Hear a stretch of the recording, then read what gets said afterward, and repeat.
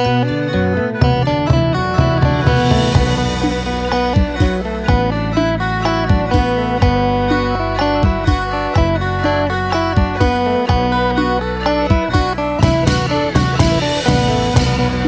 อ้โน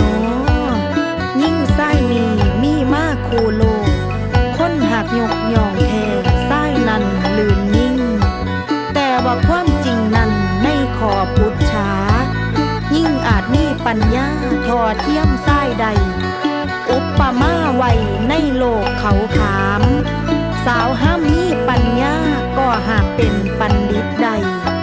องค์พุทโธไทยก่อยกล่าวคาถาอิทธิจะปันทิตาโหติกาบาลีวาไวจักไก่พันนาให้พิจารณ์แจงแจกเป็นนิทานแต่เขาพ่อใดหำคะนิ่งเจ้าเอ๋ย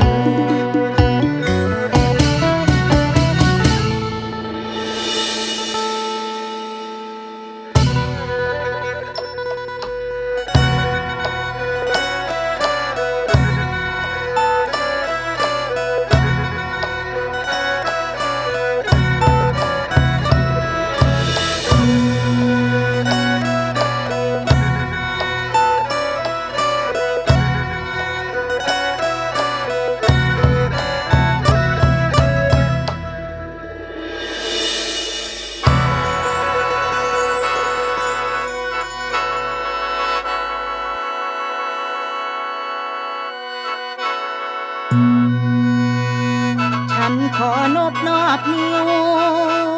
ปนมนอบยอดฉลองก่อนสิจ๋าไปตามคองป้องโบราณว่าไว้พันนาให้ในนิทานพ่อสนอยให้คอยโสตาตั้งใจมันคอยฟัง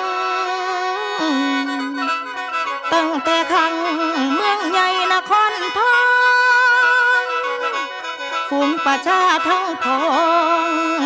อยู่สบายเบาเนื้อมีทั้งเหือสินค้าหน้าว่าหลายซ้ำอยู่สนุกยิ่งล้ำเพียงฟ้าเกิงแม่นในเขตแทนมีตั้งแต่ความสุขอันตรายภัยทุกข์กะบ่มีมาต้องแต่อยู่ในหนห้องชายยิ่งวิวาทหาผู้สิฉลาดแท้พญาล้นลื่นกัน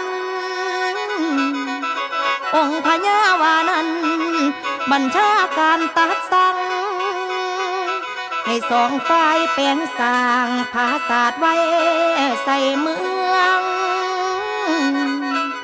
คนละเบืองอยู่ทองใหญ่ทองหลวงคนทั้งปวงแข่งขันเล่นพนันจริงแท้ยิ่งเหลือไส้สิเพเมื่อเวลาแม่นมือใหม่ดาวเพชรขึ้นแล้วบ่ให้ก็สร้างต่อไปโยติกาพักไว้ก็หออาจปางปลาให้สิมีปัญญาให้คอยฟังเด้อทาน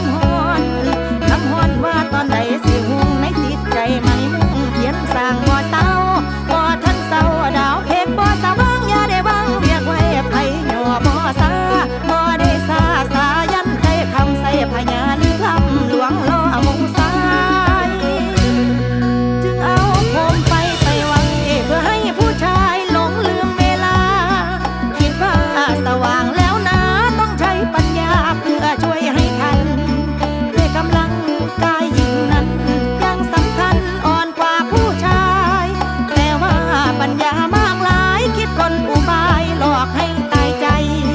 ให้เหมือนดวงดาวใสส่องเราทั้งพ้องเร่งรีบเร็วไวสร้างปราสาทสมดังใจหมายชนะพวกผู้ชายด้วยใช้ปัญญาโอ้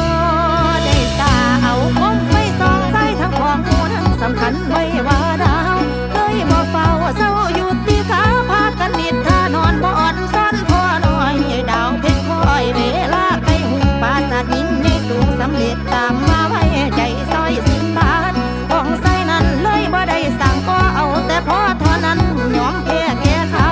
นี่ละเจ้าตำนานเก่าเดิมดาเป็นกูภาคก่อหน้าผู้หญิงพากันสร้างพอผู้ใส่นั้นตั้งซื้อกูกาสิงยิ่งสนะผู้ใส่มีมาปางนั้น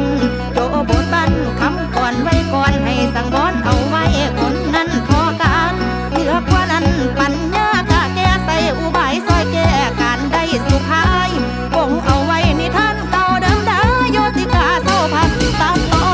นบอนบัน